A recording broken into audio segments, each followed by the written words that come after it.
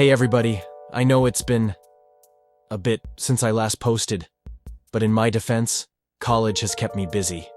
But I'm on my winter break right now, so I'm hoping to get more videos out soon.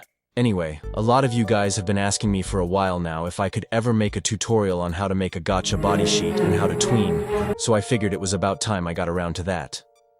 This video will be broken up into 3 chapters: body sheet, rigging, and tweening. If you already know how to do one or the other, and just want to skip to a specific chapter, you can find timestamps for the beginning and end of each chapter in the description below. This tutorial is specifically for Alight motion, so if you have plans to use a different app for tweening, I unfortunately won't be much help there.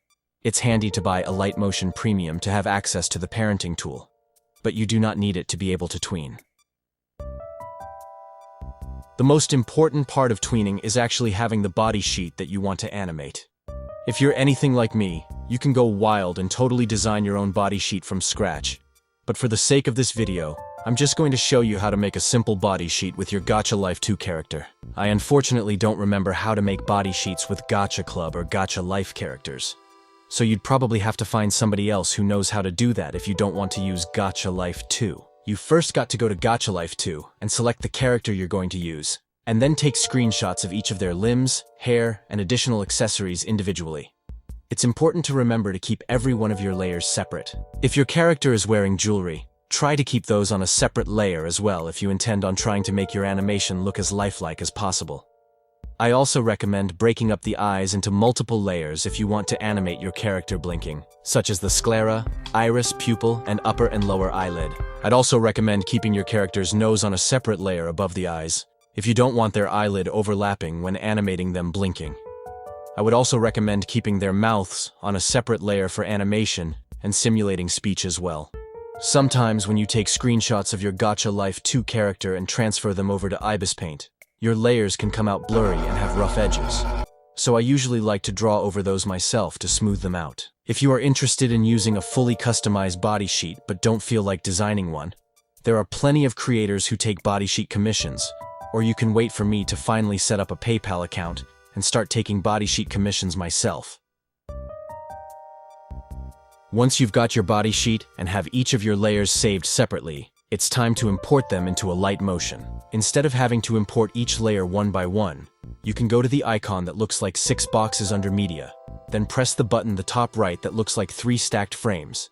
Select your layers in order, then press the left-aligned button to import all of your layers into Alight Motion. Once you have those, to make life easier for yourself, name each of your layers so that they'll be easier to find later. You then want to add all of your pivot points by pressing your layer, then move and transform tapping again on the first icon to the right, and using the touchpad to move your pivot point to where that limb connects to one another. Pivot points are important to define the axis which your layer will rotate and scale in animation. For instance, you want to put the pivot point on your character's upper arm right about where their shoulder and torso meet, or else things are going to look a bit odd. You can reference where I put my pivot points for your own body sheets. If you're able to afford Alight Motion Pro, or can force your parents to buy it for you, having the parenting tool is really helpful.